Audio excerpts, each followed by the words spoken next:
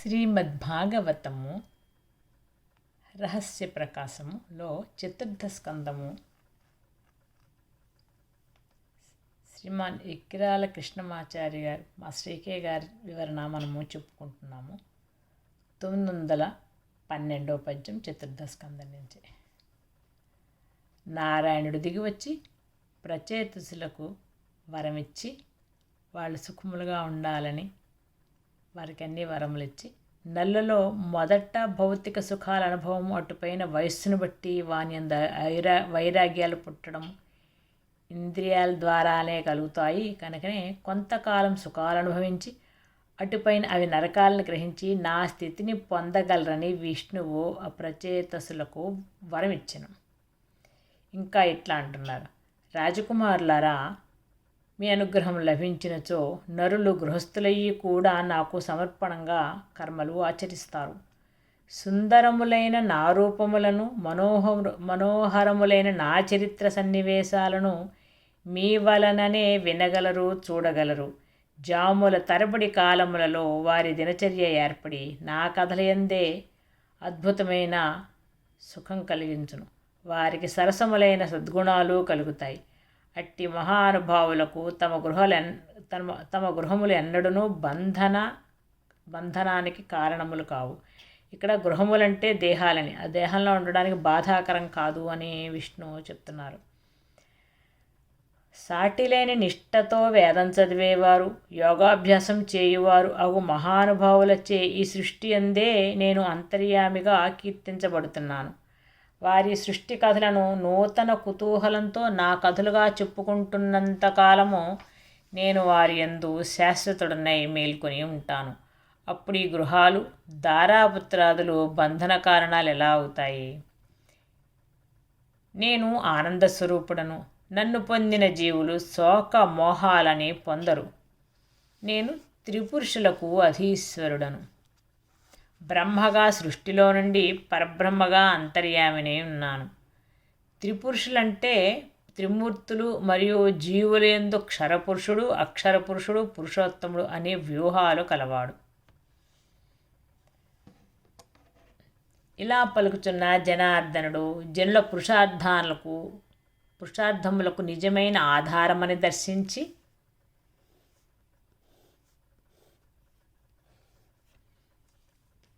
ఆ దర్శనం వలన ప్రచేతసులు రజస్తమో గుణాలను రహితం చేశారు.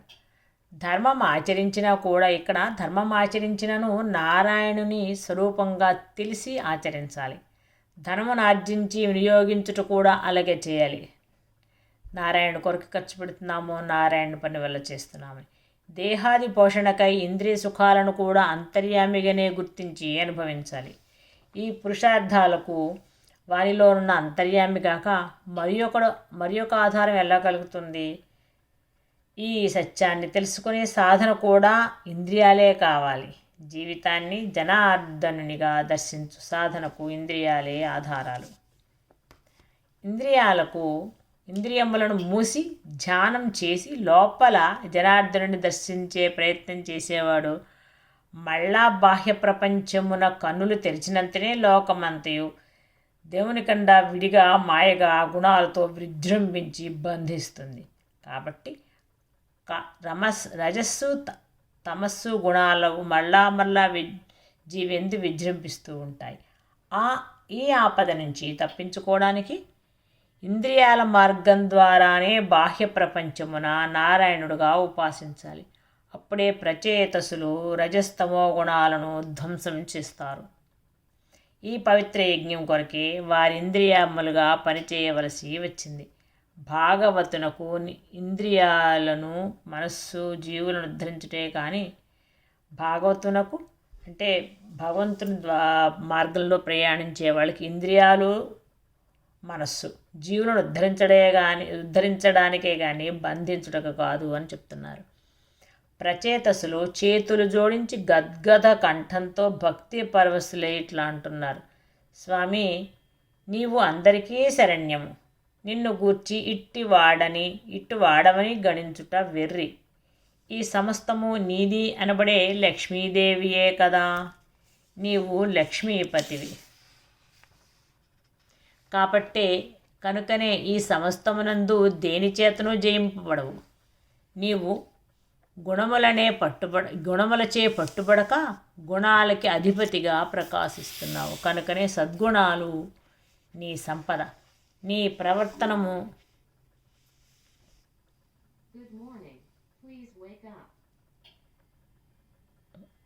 ప్రవర్తనము నందెవ్వరును లోపాలు ఎన్నలేరు. లోపాలు ఎన్నివాని యందు పుట్టును. నిన్ను స్మరించినచో లోపములెక్కడా? లోపం కనుక నీవు పవిత్రుడవు. నీలో పొరపాటుండదు. నీ నుండి జీవి పొరపడవచ్చును. నీవు పరమేశ్వరుడివై సంసార బంధమోచనం చేస్తున్నావు. ఇంద్రియాదులలో దేనిని చూచినా భవబంధం కలుగుతుంది. దాని యందు నిన్ను చూచినప్పుడు బంధ విమోచనం కలుగుతుంది. ఇంద్రియాలలో నిన్ను చూస్తే భవబంధం కలుగుతుంది. ఇంద్రియాల్లో దేన్ని చూచినా భవబంధం కలుగుతుంది. ఆ ఇంద్రియాల్లో కనుక ఆ పరమాత్మనే అంతర్యామిని చూస్తే బంధ విమోచనం కలుగుతుంది. దేవా, నీవు జీవుల క్లేశాలను తొలగించేవాడివి. అంటే ఇంద్రియాలు మనస్సు అనే వానిని ఉపయోగించి జీవుడు క్లేశాలు తెచ్చుకుంటాడు. వానిలో నిన్ను చూస్తే నీవు క్లేశాలు తొలగిస్తావు. పరమ గురువులైన మహానుభావులకు కూడా మనస్సు చేతను వాక్కు చేతను నువ్వు గోచరించవు. అంటే వారి మనస్సు వాక్కు నీవే అని ఉపాసిస్తే మాత్రమే గోచరిస్తావు. ఇంకా కోరికలకు కారణమైన సద్గుణముల పేర్లు గలవాడు, మంచివాడు, కీర్తిమంతుడు, గుణవంతుడు, ధనవంతుడు అని పేర్లు వినటం వలన ఆ గుణములు గోచరించి వానిపై కోరికలు పుడతాయి. ఈ గుణములు నీ రూపాలను తెలిసిన వారికి ఆ కోరికలు తీరిపోతాయి. అంటే కోరికలు ఉండని స్థితి కలుగుతుంది. గుణములకై ఆశపడిన వారికి కోరికలే మిగులుతాయి. తీరబోతున్నట్లుగా ఉంటాయి, తీరడం ఉండదు. నీవు సత్యగుణమూర్తివి. రజస్సు తమస్సులలో మనస్సుంటే భగవంతుని రూపాలు గుణాలు సృష్టిలోని విలువైన వస్తువులుగా కనిపించి కామక్రోధాలని పుట్టిస్తాయి. సత్వగుణమున ఉంటే అవి అంతర్యామి శోభలుగా తెలుస్తాయి కనుక సాన్నిధ్యాన్ని కలిగిస్తాయి. ఇట్లు అనుక్షణము ఈ సకల సృష్టియు పుట్టుట, ఉండుట, లయమందుట అను కథను ధరించి మాయను ప్రసరింపచేస్తూ ఉంటావు. నీవు నీ మాయాగుణము చేయబడిన విగ్రహము కలవాడు. ఏ రూపము కానీ ఏ గుణము కానీ వేరుగా గ్రహింపబడినప్పుడు మాయ కమ్ముతుంది. అంతర్యామి ఎందు చూడబడితే మాయ విడిపోతుంది. ఇంద్రియాల మార్గమున నీ సమస్తముగా గోచరించు ఇంద్రియాలచే గమనింపబడుటకు వీలు లేని వాడవై ఉన్నావు. ప్రశాంతమైన మనస్సు గలవాడు. మాకు మనస్సు ప్రశాంతంగా ఉన్నప్పుడు అది నీదిగా ఉంటుంది. అంతేగాని భగవంతునకు వేరుగా ప్రశాంత మనస్సు ఉండదు. మనస్సు మనది, ప్రశాంత మనస్సు భగవంతునిది. ఈ సంసారాన్ని సృష్టించి పెట్టు మనోహరమైన బుద్ధి గలవాడు. అంటే బుద్ధిబలము మనోహరమని వేడుక పడితే దానితోనే వారికి సంసారం సృష్టించి బంధనం తెచ్చిపెడుతుంది. దేవతలకు దేవుడవై వాసుదేవుడవుగా సర్వభూత నివాసుడవుగా ఉన్నావు. ఇంద్రియాది ప్రజ్ఞలే దేవతలు. వానికి అధిపతి అంతర్యామి. వాని యందు దేవతా ప్రజ్ఞలుగా ఉండి వానితో నిర్మింపబడిన జీవుల యందు జీవుడుగా నివసిస్తున్నాడు కనుక వాసుదేవుడు. ఇట్టి నీవు ఇన్నిటి యందుండియు ఇన్నిటికి సాక్షిగా అన్నావు. కుండలోని మట్టి కుండ ఆకారమునకు సాక్షిగా ఉందే గాని అందులో చిక్కుకోలేదు. 919. నీ గర్భమునందు జలముల నుండి పద్మాలు పుడుతున్నాయి. అవ్యక్తము నుండి వ్యక్తము పద్మంగా విచ్చుకుంటోంది. నిన్ను స్మరిస్తుంటే సంసార దుఃఖాల్ని హరింతు. ఎవడైనా గమనింపగల ఉత్తమ స్థాయి ఉన్నచో అది దానికి అధిపతిగా అతనికి నువ్వే కనబడతావు. శాస్త్రాన్ని అభ్యసించే వారికి శాస్త్రంగా ప్రత్యక్షమవుతాడు పరమాత్మ. యోగం సాధించేవాడికి యోగ విద్యగా దర్శనమిచ్చును. అలాగే ఎల్లరకు చివరకు జోదమాడువానికి కూడా జోదము రూపమున అన్నానని గీతలో విభూతి యోగములు కృష్ణుడు చెప్పాను.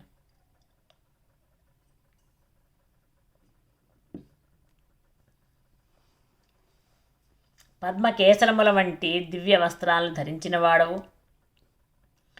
పద్మముల వంటి పాదములు కలవాడు. పద్మము సూర్యుని చూచి విచ్చుకుంటుంది కనుకనే సూర్యరశ్మే వస్త్రముగా సృష్టి అనే దేహంలో వెలుగుతున్నాడని అర్థం. పద్మముల వంటి పాదాలు గలవాడంటే సూర్యుని వెలుగునకు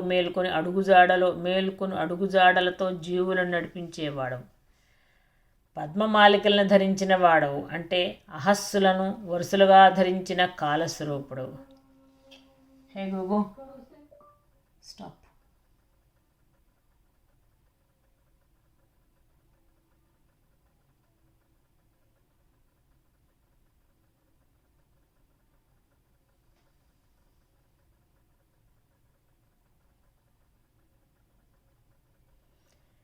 కృష్ణుడనే పేరు కలిగి ఆకాశము రూపమున నీలవర్ణుడవే ఉన్నావు.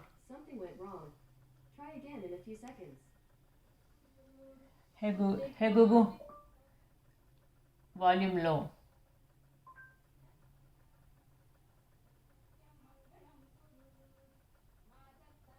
హే గూగు వాల్యూమ్లో.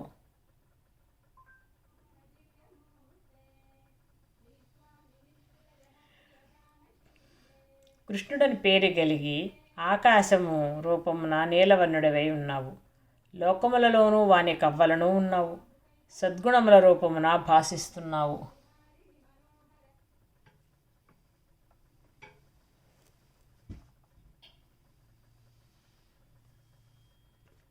దేవతల శత్రువులను హరిస్తున్నావు.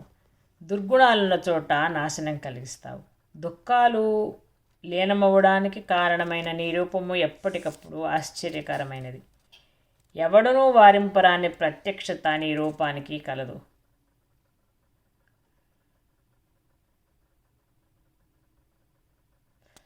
సృష్టి రూపమున అంతర్యామి గోచరింపబోనుట వలన దాన్ని చూడకుంటుట సృష్టిలోనున్న వానికి సాధ్యము కాదు.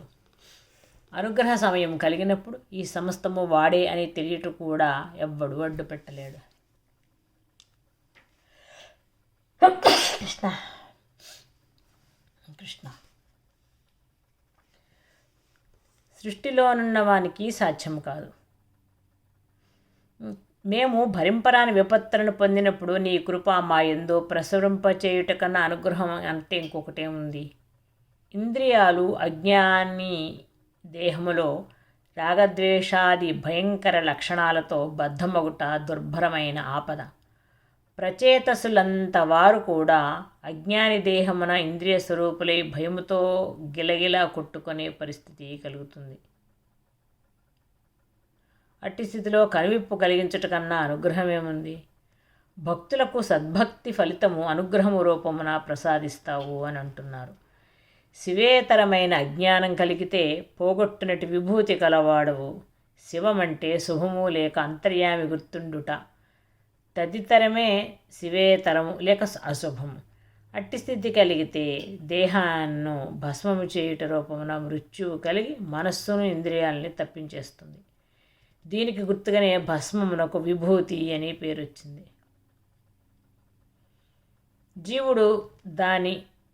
దేవుడు వాని దేహాది వ్యూహాలు మూలతత్వాలుగా చేయబడినప్పుడు సంసారం తొలగిపోతుంది. ఈ స్థితిని అభ్యాసం చేయాలని మళ్ళా తెలియజేయడానికే దేహమునకు మృత్యువు కల్పించబడింది. దీనులను రక్షించుట నీకు సంతోషము కనుక వీరు నా వారిని చిరకాలముగా మమ్ము గుర్తుంచుకొనము. వీరు నా వారంటే దీనులను కాపాడు సంకల్పము కలవారి యందు వీరు నా వారిని బుద్ధి భగవంతునిదిగా నిలిచి ఆదరించును. నీవు మమ్ము గుర్తించుకొను మాత్రము సత్కారమే మాకు చాలును. జీవుడు దైవమును గుర్తించుకున్నట్టు ఎట్లు సంభవం అవుతోంది? ఎందుకంటే దైవము దేవుణ్ణి గుర్తించుకోవడం వల్లనే. 924 చిల్లర జీవరాశుల హృదయాలలో అంతరాత్మగానున్నావనగా నీ ఆదరం ఎంతటిదని ఊహించగలము. ఇక నీ పాదపద్మాలే దిక్కుని నమ్మిన మాకు ఏది శుభమో ఏది తీర్చాల్సిన కోరికయో నీవెరుగువా. ఈ మార్గముననే నీవెప్పుడునూ భక్తుల హృదయాల్లోని సంకల్పాలను పరిపూర్తి చేస్తూ ఉంటావు. చేయుచునే ముక్తిస్తావు. కోరికలు ఉండరాదనట నిజమే, కానీ ఉన్నవారిని దూరం చేయాలనడం భగవంతుని లక్షణం కాదు. ఎంత చిల్లర కోరిక కోరిన వారినైనాను ఆ స్థితి నుండి చీకరించి కోరిక తీర్చు కోరిక తీర్చుతున్నట్లు అనిపించి సోపాన క్రమంలో ఉద్ధరించడమే దేవుని మార్గం. తప్పు చేసిన వాడు దుర్బలుడు, పనికిరాడు అనడం మానవుని అల్పదృష్టే కానీ దైవ దృష్టి కాదు. నివారణ కాని రోగం వైద్యునికి ఉండొచ్చు కానీ అంతర్యామికి ఉండదు. మోక్ష మార్గమును ప్రవర్తింపజేయుగలవాడవి కూడా పురుషార్థాలను జీవులు ఎందు విస్తరింపజేస్తున్నావు. అదే నీవు మా ఎడ చూపుచున్న అనుగ్రహం. అదే నీవు మా కోరిక తీర్చుట. మోక్షము కలిగించువాడు ఇంద్రియాలను, మనస్సును, ధర్మార్థ కామాలను కల్పించనేలా. అవి లేకపోతే జీవులే లేరు. తానొక్కడే మోక్షస్థితిలో కాళ్ళు దాచుకొని కూర్చుండవలెను. జీవులను కల్పించి పురుషార్థములను కల్పించిట ఇంద్రియములకు రసోద్ఘట్టము నేర్పరచుటే కదా. ఈ విధంగా ప్రచేతసులకు చక్కని కర్తవ్య కల్పన చేయుటమే వారికి వరమిచ్చుట. అయినను మేము నిన్నొక వరము కోరెదమని అప్పుడప్పుడు అనిపించును. నీ వైభవములు ఎరిగిన వారు కదా సరి అయిన వరం కోరాల్సింది. ఇక మేమెంత వారము, ఏ వరమని కోరుకుంటాము? దప్పిక గల బాలకునికి మంచినీటి సముద్రం దగ్గరికి తీసుకుని పోతే ఎన్ని నీళ్ళు తాగుతాడు? కోరికలున్నవానిని కూడా వరుసగా కోరమంటే ఎన్నిటిని కోరగలడు? అట్లాగే జీవితమున తన కోరికలు తీరాలనే తృష్ణ వహించినవాడు అంతర్యామి రుచి తిరిగినంతనే ఇక కోరటానికి ఏమున్నది? నీ పాదముల దగ్గర జీవించినట్టు మేము నీ కటాక్షం తప్ప కోరగలిగినది ఏమున్నది? పారిజాత పుష్ప మకరందము రుచి ఎరిగి తిరుగుతున్న తేనెటీగా మరి ఒక పుష్పం వైపునకు పోవున. పారిజాతం అంటే కల్పవృక్షము. ఇక కోరిన దానినల్ల నిచ్చున నీక విసమయము. దాని దగ్గరకు పోయి ఎవడైనా దానినే కోరును కానీ దాని సహాయమును ఇతర విషయాల్ని కోరవలనని అనిపించదు. నీ మాయను పొందిన మేము నీ యందు అనురాగము మరిచి సంసార కర్మలాచరిస్తూ భూమిపై తిరుగుదుము. మాయ కదా. మరలా నీ స్మరణము కలుగునంత వరకు నిన్ను స్మరించు వారి సాంగత్యము మాకు కలుగునట్లుగా వరమెమ్ము. భగవంతుని గుర్తింపు మరిచిన వారు ఇతర విషయములందు ఆసక్తితో తిరుగుతూ ఉంటారు. వారిని కూడా ఇంద్రియములు మనస్సు కొలవలసిందే. వారిని కూడా మనస్సు కొలవవలసిందే. సంసారబద్ధుల కొలువు కూడా ఇంద్రియాధిదేవతలకు తప్పదు కదా. అట్టి స్థితిలో జీవులకు అనేక జన్మలు కలుగుతూ ఉంటాయి. ప్రతి జన్మయందును ఇంద్రియాలు వారి యందు ఉద్భవించుచునే ఉండవలను. అట్టి వారిని ఉద్ధరించుటకు ఇంద్రియాలకు శక్తి లేదు. వారికి భాగవతోత్తముల సాంగత్యం అయాచితంగా కలగవలను. ఈ సాంగత్యం వల్ల మరల సరి అయిన మార్గంలో పడతారు.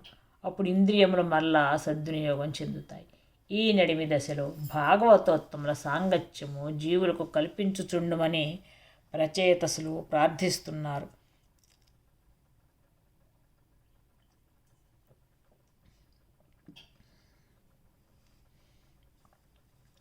నీ భక్తుల సాంగత్యము లేశమైనను చాలు. దానితో స్వర్గలోక సౌఖ్యాలు సాటిరావు. ఇక మనుష్యలోకమందలి కోరికలు ఎట్లు సాటి వచ్చును? లోక వ్యవహారాలన్నీ నిర్వహించబడేది మనుష్యలోకం. సత్యము, అహింస మున్నగు సద్గుణాల ఫలము అనుభవించబడినది స్వర్గలోకం.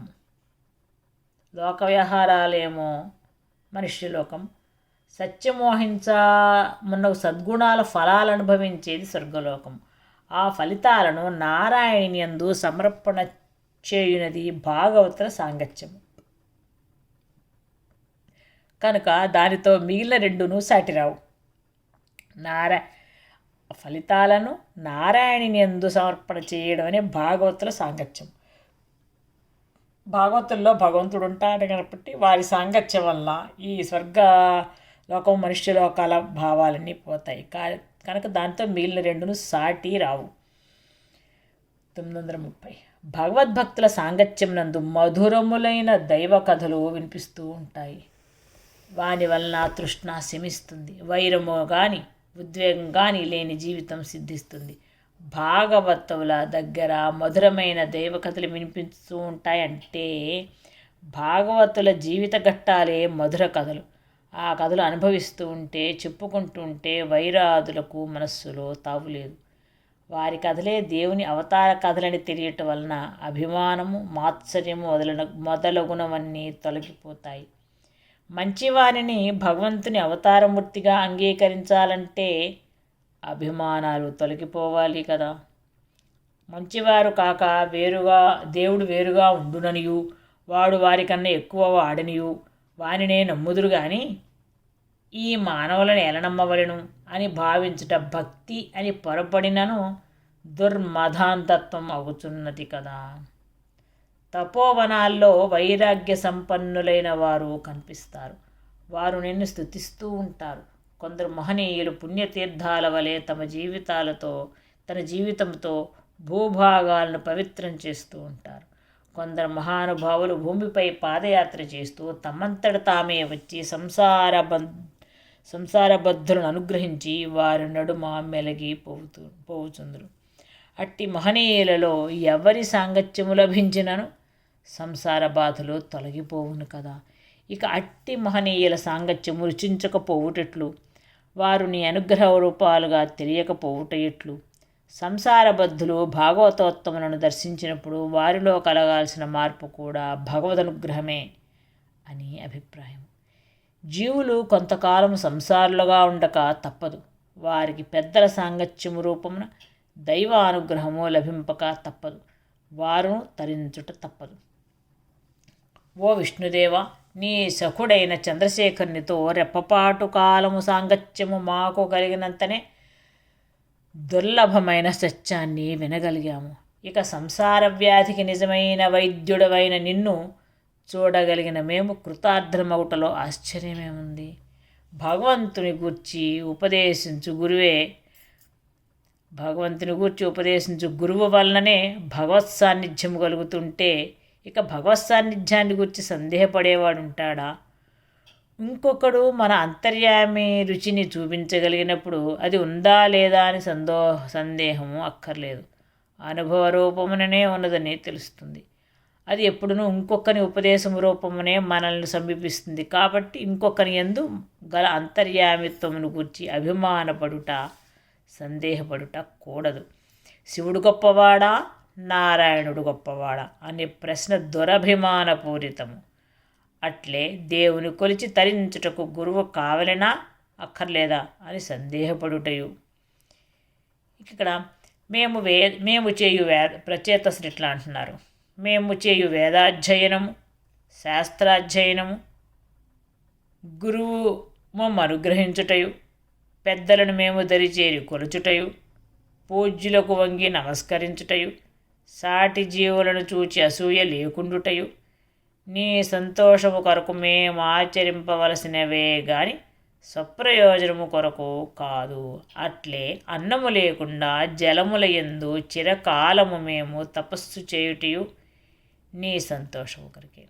అన్నం లేకుండా జలములో తపస్సు చేయడం అంటే ప్రచేతసులు గర్భస్థులైన జీవుల పిండాలలో ఇంద్రియాలుగా తపస్సు చేయుట.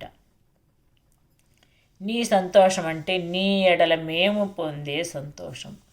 చతుర్ముఖ బ్రహ్మ, శివుడు, స్వయంభువ మనువు,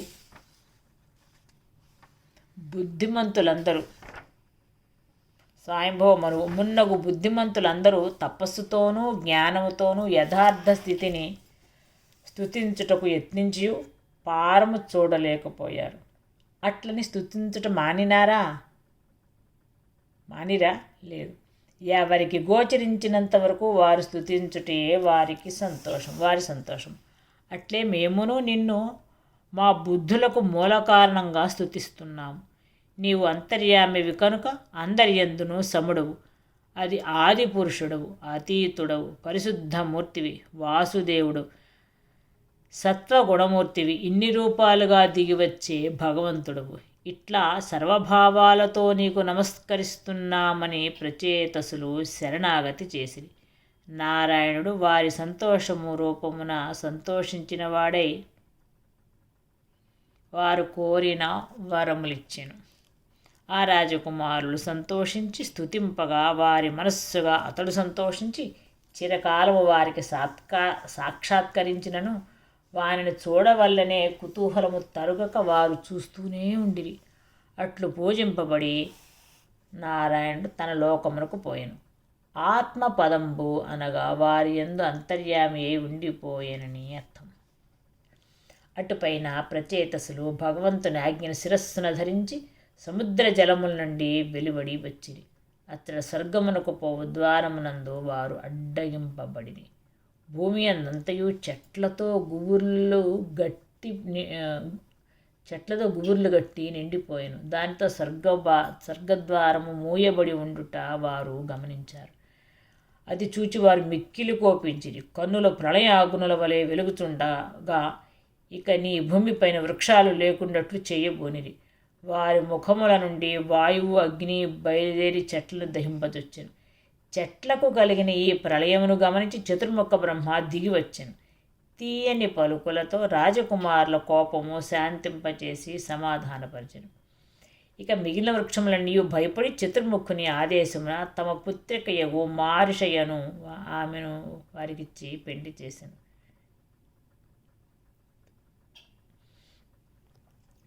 పూర్వము దక్షుడు ఈశ్వరాపరాధము చేసినప్పుడు కలిగిన శాపము కారణముగా వారందరూ ఆమెనొక్కతనే వివాహమాడిరి. దైవ సంకల్పమును తప్పించగలవాడెవ్వడు. లోకమున ఎందైనను 10 మందికొక్కతే భార్యగా విధింపబడుట తగునా? విష్ణుమూర్తి కల్పించు మాయలు అద్భుతాలు వానికి నమస్కరించుట తప్ప చేయదగింది ఏమీ లేదు. భూమిపై జీవులు చెట్లుగా వచ్చినప్పుడు ఇంద్రియాదుల సృష్టి లేదు కనుక స్వర్గసుఖాలు లేవు. జంతువులు పుట్టిన వెనుక ఆకలి ఉన్నది మొదటగా పుట్టింది. ఇంద్రియాలు మనస్సు ఏర్పడ్డాయి కనుక ఆకలి తెలిసింది. అది జీవుల గర్భాల్లో కారుచులా విజృంభించి చెట్లు జీవులకు ఆహారం అవటం ప్రారంభమైంది. అదే ప్రచేతసులు చెట్లను దహించుట. ఈ విధంగా చెట్లు భక్షించబడితే తత్ఫలితంగా వృక్షముల యందలి జీవరసము దేహధాతువులుగా ఏర్పడి ఇంద్రియముల ప్రవృత్తులను కల్పించాను. 10 ఇంద్రియాలు పోషింపబడుటకు చెట్ల నుండి పుట్టిన జీవరసమే పరితృప్తిని కలిగించెను కనుక 10 మందికి ఒక్కతే భార్య అయ్యింది. 10 ఇంద్రియాలని పోషించబడడానికి చెట్ల నుండి జీవరసం కాబట్టి 10 మందికి ఒక్కతే భార్య అయ్యింది. ఇదంతయు నారాయణుని సంకల్పమై బ్రహ్మచే సృష్టించి రక్షించబడినది కనుక నమ్మరాని ఇంద్రియ ప్రవృత్తి, ఆహార కల్పనము, ఆకలి మున్నవన్నీ అడ్డులేక జీవధర్మాలై వర్తించెను.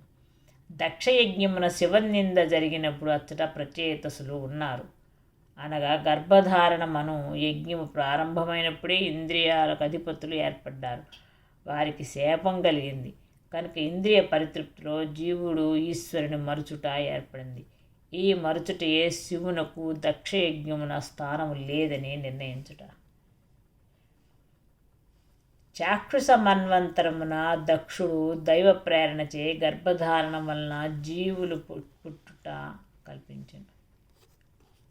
దాని యందు జీవులు ఇష్టపడుట కూడా కల్పించను. దానితో గర్భధారణ యజ్ఞం ఇష్టి అనబడిను. ఈ యజ్ఞంన దక్షుడు లోకప్రసిద్ధుడయ్యను. అంటే జీవులలో అహంకారము తప్పనిసరి అయ్యింది.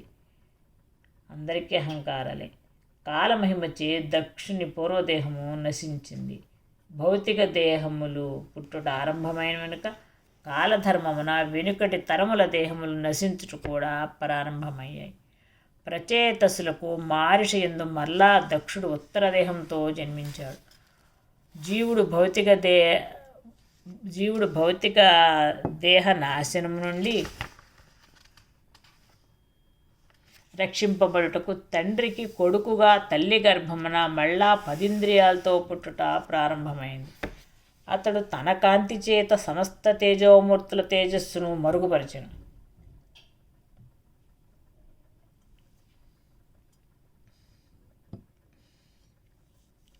భౌతిక దేహధారి అయిన జీవుడు సమస్త దేవతలను వారి తేజస్సులను తన గుణములుగా భౌతిక దేహమున దాచి వర్తిస్తూ ఉండెను. ఒకరినొకరు వ్యక్తిగా గుర్తిస్తారే కానీ అందరి దేవతలను గుర్తింపరు కదా. ఈ దక్షుడు వేదోక్త కర్మల యందు సమర్థుడొకటచే దక్షత కలిగిన వాడు దక్షుడు అని పేరు పొందాడు. భౌతిక దేహం ఒక్కటే ఈ సృష్టికి రూపకల్పనం చేసి కర్మాచరణానికి అవకాశం కల్పించాడు. భౌతిక దేహం లేనిదే పనులు చేయుటకు సామర్థ్యం లేదు. కనుకనే అంతకుముందు చతుర్ముఖుడు ప్రజాపతులతోనూ రుద్రులతోనూ అనేక విధములైన సృష్టి కల్పాలు చేసి ఆ సృష్టికి స్థిరత్వం లేదని బాధపడ్డాడు. అహంకార రూపుడైన దక్షుడు ప్రసూతి సహాయమున భౌతిక దేహాలను కల్పించిన వెనుకనే స్థిరత్వం కలిగింది. ఈ దక్షుడు బ్రహ్మచేత ప్రజాసర్గాన్ని రక్షించుట యందు నియోగింపబడిన మరీచి మున్నగు మహనీయులను తమ తమ పనుల యందు నియమించెను. దేహకల్పనము అనే యజ్ఞం వలన దక్షుడు దేవతలను ఋషులను పిండోత్పత్తి యందు ఆయా ప్రజ్ఞల రూపంలో స్థాపించెను. ప్రచేతసులు చక్కని విజ్ఞానం నార్చించుకొనిన వారే నారాయణుని వాక్యాలని తలచుచు తమ పుత్రుని దగ్గర తమ భార్యను దింపి వనవాసానికి పోయిరి. పూర్వము జాబాలి అనే మునీశ్వరుడు తపస్సు చేసి సిద్ధుడైనట్టి పశ్చిమ సముద్ర తీరం ఉంది కదా, అట్టి పుణ్య ప్రదేశాలను చేరి ప్రచేతసులు సర్వజీవరాశుల వృత్తాంతాలను తెలుసుకున్నవారేరి చక్కగా విమర్శించుకొని అతడు తమ నివాసము ఏర్పరచుకున్నట్లు నిశ్చయించుకున్నారు. ఆ సమయమున వారికి సంతోషం కలిగేటట్లుగా నారదుడు దర్శనమిచ్చాడు. ఈ మారు నారదుడు నరుల చేతను సురుల చేతను అసురుల చేతను యక్ష కిన్నరాదుల చేతను పూజించబడుతూ పరివారంతో దర్శనమిచ్చాడు. నారాయణుడు పూర్వం ప్రచేతస్సులను భాగవతమా ధర్మం అవలంబించవలసిందిగా పలికాను కదా, వారు దాన్ని సాధించుటకై తమ భార్యల పుత్రుల పోషణమును వదిలి తాము తపోవనానికి పోయిరి. అనగా తామెట్లు భార్యను స్వీకరించరు అట్లే పుత్రునకును భార్యను సమకూర్చిపెట్టిరి. మళ్ళా ఈ 10 మంది పుత్రుని దేహమును చేరిరి. భార్యను తల్లిగా చేర్చుట అనబడే ప్రయత్నంలో తరతరముల ప్రచేతసుల విజ్ఞానం సంక్రమించారని అర్థం. పశ్చిమ సముద్రం అంటే వరుణదేవుని రాజ్యము లేక పురంజనుని కథలోని పశ్చిమ ద్వారమైన గర్భధారణ ద్వారం. నరజాతికి గర్భము శుక్ర మార్గమున కల్పించబడుటయు అందుమళ్ళా పంచేంద్రియముల సృష్టి జరుగుటయు దక్షుని యజ్ఞ ఫలము. తామాచరించే లోకహిత చర్యయు జతకూడినవి. వారు జ్ఞానమును అభివృద్ధి చేసుకున్నారు అంటే భౌతిక దేహమున పుట్టిన ప్రతి జీవి ఇంద్రియాల వల్లనే ఇంద్రియాల సుఖాలను తెలిసి అనుభవించరని అర్థం. నారదుడు బ్రహ్మజ్ఞానానికి గురువు. అతడి మారు సమస్త దేవదానవాది పరివారంతో సిద్ధమయ్యాను. అంటే ఇంద్రియాదులతో కర్మలతో పరివేష్టించబడిన దేహమును ధరించిన నరునకు మాత్రమే బ్రహ్మజ్ఞానం సాధించుట సాధ్యమవుతుంది అర్థం. ఇంద్రియాలతో కర్మలతో పరివేష్టించబడిన దేహం ధరించిన నరుడకు మాత్రమే బ్రహ్మజ్ఞానం సాధించుట సాధ్యమవుతుంది. నారదుడు చెప్పే ఉపదేశం మనం తర్వాయి భాగంలో చెప్పుకుందాము. ఓం నమో భగవతే వాసుదేవాయ. ఓం తత్సత్.